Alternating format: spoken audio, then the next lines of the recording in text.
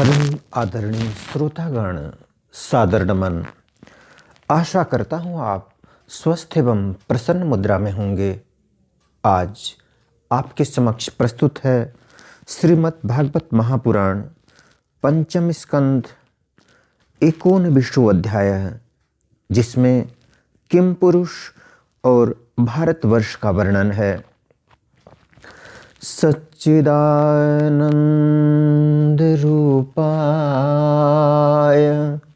विश्वोत्पत्त्याय दिहेतवे तापत्रय विनाशाय श्री कृष्णाय वयं नमः। नारायणं नमस्कृत्य नरं चैव नरोत्तमं देवीं सरस्वतीं व्यासं ततो जयमुदीरयेत्। श्री सुखदेव जी कहते हैं, राजन, किम पुरुष वर्ष में श्री लक्ष्मण जी के बड़े भाई आदि पुरुष सीता हृदयाभिराम भगवान श्री राम के चरणों की सन्निधि के रसिक परम भागवत श्री हनुमान जी अन्य किन्नरों के सहित अविचल भक्ति भाव से उनकी उपासना करते हैं। वहाँ अन्य गंधर्वों के सहित आर्ष्टिश्रेण उनके स्वामी भगवान राम की परम कल्याणमयी गुणगाथा गाते रहते हैं। श्री हनुमान जी उसे सुनते हैं और स्वयं भी इस मंत्र का जप करते हुए इस प्रकार उनकी स्तुति करते हैं। हम ओंकार स्वरूप पवित्र कीर्ति भगवान श्री राम को नमस्कार करते हैं। आप में सत्पुरुषों के लक्षण, शील और आचरण विद्यमान हैं। आप बड़े ही संयत चित्त, लोकाराधन तत्पर,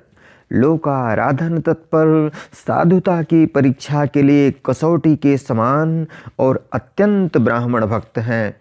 ऐसे महापुरुष महाराज राम को हमारा पुनः पुनः प्रणाम है। भगवन, आप विशुद्ध बोध स्वरूप अद्वितीय अपने स्वरूप के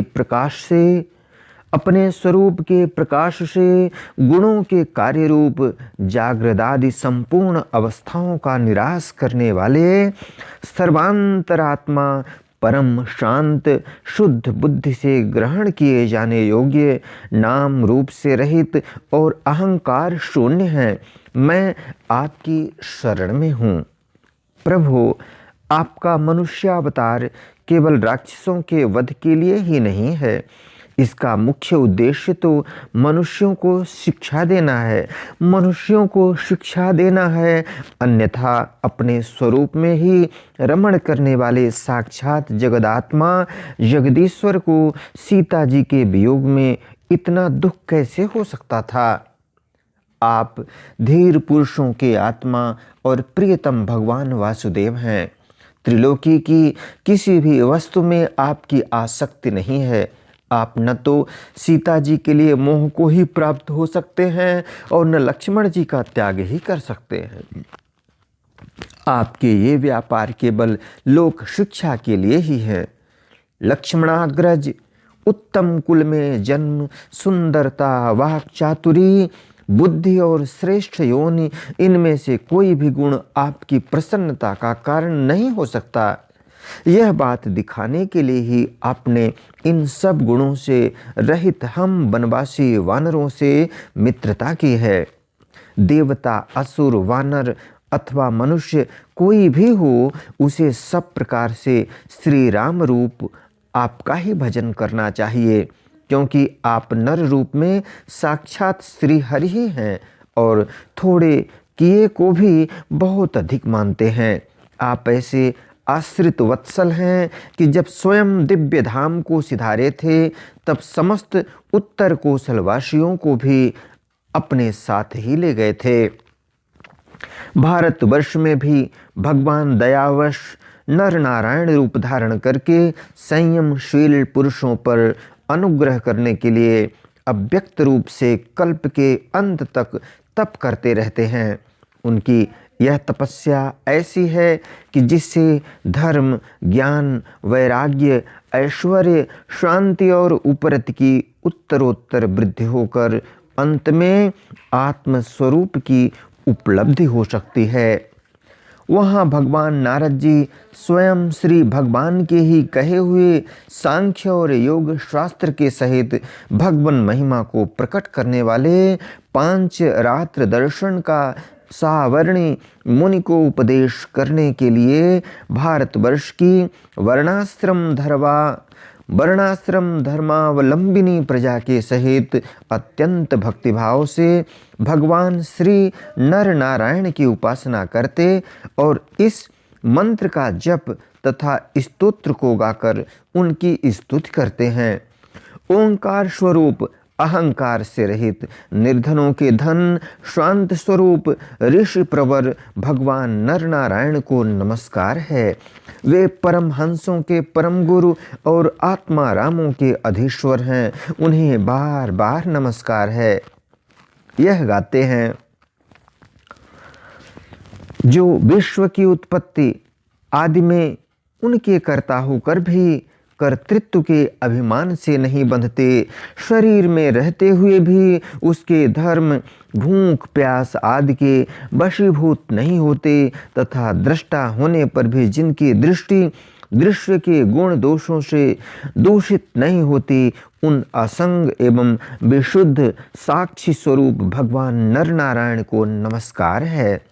योगेश्वर हिरण्यगर्भ भगवान ब्रह्मा जी ने योग साधन की सबसे बड़ी कुशलता यही बतलाई है कि मनुष्य अंत काल में देहाभिमान को छोड़कर भक्तिपूर्वक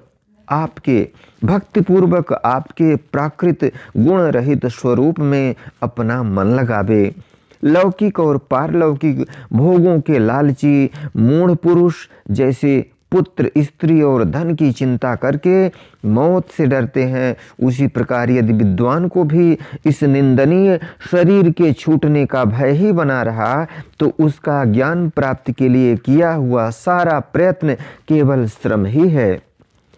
अतः अधोक्षज, आप हमें अपना स्वाभाविक प्रेम रूप भक्ति योग प्रदान कीजिए, जिससे कि प्रभु इस निंदनीय शरीर में आपकी माया के कारण बद्धमूल हुई दुर्भेद्य अहंता ममता को हम तुरंत काट डालें। राजन, इस भारतवर्ष में भी बहुत से पर्वत और नदियां हैं, जैसे मलय, मंगलप्रस्थ, मैनाक, त्रिकूट, ऋषभ, कूटक, कोल्लक, सह्य, देवगिरि, ऋष्यमुख, श्रीशैल, वेंकट, महेंद्र, वारिधार, विंध्य, शुक्तिमान, ऋक्षगिरि, पारियात्र, द्रोण, चित्रकूट, गोवर्धन, रैवतक, ककुभ, नील, गोकामुख, इंद्रकील और कामगिरि आदि। इसी प्रकार और भी सैकड़ों हजारों पर्वत हैं। उनके तट प्रांतों से निकलने वाले नद और नदियां भी अगणित हैं। ये नदियां अपने नामों से ही जीव को पवित्र कर देती हैं और भारतीय प्रजा इन्हीं के जल में स्नान आदि करती है। उनमें से मुख्य मुख्य नदियां ये हैं: चंद्रवसा, ताम्रपर्णी, अबटोदा, कृतमाला, वैहायसी, कावेरी, वेणी, पयस्विनी, शर्करावर्ता, तुंगभद्रा, कृष्णा, वेण्या, भीमरथी, गोदावरी, निर्विंध्या, पयोष्णी, तापी, रेवा, सुरसा, नर्मदा, चरमण्वती, सिंधु, अंध और शोण नाम के नद, महानदी, वेदस्मृति, ऋषिकुल्या, त्रिशामा, कौशिकी, मंदाकिनी, यमुना, सरस्वती, दृषद्वती, गोमती, सरयू, रोधस्वती, सप्तवती, सुषोमा, शतद्रु, चंद्रभागा, मरुद्वृधा, वितस्ता, असिक्नी और विश्वा, इस वर्ष में जन्म लेने वाले पुरुषों को ही अपने किए हुए सात्विक, राजस और तामस कर्मों के अनुसार क्रमशः नाना प्रकार की दिव्य मानुष और नार की योनियां प्राप्त होती हैं। नार की योनियां प्राप्त होती हैं क्योंकि कर्मानुसार सब जीवों को सभी योनियां प्राप्त हो सकती हैं। इसी वर्ष में अपने वर्ण के लिए नियत किए हुए धर्मों का विधिवत अनुष्ठान करने से मोक्ष तक की प्राप्ति हो सकती है। परीक्षित, संपूर्ण भूतों की आत्मा रागादि दोषों से रहित अनिर्वचनीय निराधार परमात्मा भगवान वासुदेव में अनन्य एवं अहेतुक भक्ति भाव ही यह मोक्ष पद है। यह भक्ति भाव तभी प्राप्त होता है जब अनेक प्रकार की गतियों को प्रकट करने वाली अविद्या रूप हृदय की ग्रंथि कट जाने पर भगवान के प्रेमी भक्तों का संग मिलता है। देवता भी भारतवर्ष में उत्पन्न हुए मनुष्यों की इस प्रकार महिमा गाते हैं। आहा, जिन जीवों ने भारतवर्ष में भगवान की सेवा के योग्य मनुष्य जन्म प्राप्त किया है, उन्होंने ऐसा क्या पुण्य किया है, अथवा इन पर स्वयं श्री हरि ही प्रसन्न हो गए हैं। इस परम सौभाग्य के लिए तो निरंतर हम भी तरसते रहते हैं। हमें बड़े कठोर यज्ञ, तप, व्रत और दान आदि करके जो यह तुच्छ स्वर्ग का अधिकार प्राप्त हुआ है, इससे क्या लाभ है। यहाँ तो इंद्रियों के भोगों की अधिकता के कारण स्मृति शक्ति छिन जाती है, अतः कभी श्री नारायण के चरण कमलों की स्मृति होती ही नहीं। यह स्वर्ग तो क्या, जहाँ के निवासियों की एक एक कल्प की आयु होती है, किंतु जहाँ से फिर संसार चक्र में लौटना पड़ता है, उन ब्रह्म लोकादि की अपेक्षा भी भारत भूमि में थोड़ी आयु वाले होकर जन्म लेना अच्छा है, क्योंकि यहाँ धीर पुरुष एक क्षण में ही अपने इस मर्त्य शरीर से किए हुए संपूर्ण कर्म श्री भगवान को अर्पण करके उनका अभय पद प्राप्त कर सकता है। जहाँ भगवत कथा की अमृतमयी सरिता नहीं बहती, जहाँ उसके उद्गम स्थान भगवत भक्त साधुजन निवास नहीं करते, और जहाँ नृत्य गीत आदि के साथ बड़े समारोह से भगवान यज्ञ पुरुष की पूजा अर्चा नहीं की जाती, वह चाहे ब्रह्मलोक ही क्यों न हो, उसका सेवन नहीं करना चाहिए। जिन जीवों ने इस भारतवर्ष में ज्ञान, विवेक, बुद्धि, तदनुकूल कर्म तथा उस कर्म के उपयोगी द्रव्यादि सामग्री से संपन्न मनुष्य जन्म पाया है, वे यदि आवागमन के चक्र से निकलने का प्रयत्न नहीं करते तो व्याध की फांसी से छूटकर भी फलादि के लोभ से उसी वृक्ष पर विहार करने वाले वनवासी पक्षियों के समान फिर बंधन में पड़ जाते हैं। अहो, इन भारतवासियों का कैसा सौभाग्य है जब ये यज्ञ में भिन्न भिन्न देवताओं के उद्देश्य से अलग अलग भाग रखकर विधि, मंत्र और द्रव्यादि के योग से श्रद्धा पूर्वक उन्हें हवि प्रदान करते हैं। तब इस प्रकार इंद्रादि भिन्न भिन्न नामों से पुकारे जाने पर संपूर्ण कामनाओं के पूर्ण करने वाले स्वयं पूर्ण काम श्री हरि ही प्रसन्न होकर उस हवि को ग्रहण करते हैं। यह ठीक है कि भगवान सकाम पुरुषों के मांगने पर उन्हें अभीष्ट पदार्थ देते हैं, किंतु यह भगवान का वास्तविक दान नहीं है, क्योंकि उन वस्तुओं को पा लेने पर भी मनुष्य के मन में पुनः कामनाएं होती ही रहती हैं। इसके विपरीत जो उनका निष्काम भाव से भजन करते हैं, उन्हें तो वे साक्षात अपने चरण कमल ही दे देते हैं, जो अन्य समस्त इच्छाओं को समाप्त कर देने वाले हैं। अतः अब तक स्वर्ग सुख भोग लेने के बाद हमारे पूर्वकृत यज्ञ, प्रवचन और शुभ कर्मों से यदि कुछ भी पुण्य बचा हो, तो उसके प्रभाव से हमें इस भारतवर्ष में भगवान की स्मृति से युक्त मनुष्य जन्म मिले, क्योंकि श्री हरि अपना भजन करने वाले का सब प्रकार से कल्याण करते हैं। श्री सुखदेव जी कहते हैं, राजन, राजा सगर के पुत्रों ने अपने यज्ञ के घोड़े को ढूंढते हुए इस पृथ्वी को चारों ओर से खोदा था। उससे जम्बू द्वीप के अंतर्गत ही 8 उपद्वीप और बन गए। ऐसा कुछ लोगों का कथन है। वे स्वर्णप्रस्थ, चंद्र शुक्ल, आवर्तन, रमणक,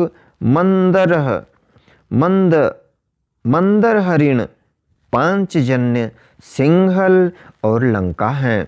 भरत श्रेष्ठ, इस प्रकार जैसा मैंने गुरुमुख से सुना था, ठीक वैसा ही तुम्हें यह जम्बू द्वीप के वर्षों का विभाग सुना दिया। इति श्रीमद्भागवते महापुराणे पारमहंस्यां संहितायां पंचम स्कंधे जम्बूद्वीप वर्णनम नामैकोनविंशो अध्यायः। बोलो वृंदावन बिहारी लाल की जय। यदक्षरपदभ्रष्टं मात्राहीनं च यद् भवेत् तत्सर्वं क्षम्यतां देव प्रसीद परमेश्वर। वीडियो देखने के लिए धन्यवाद एवं आभार। जय हिंद, जय जगत। आपका जीवन मंगलमय हो।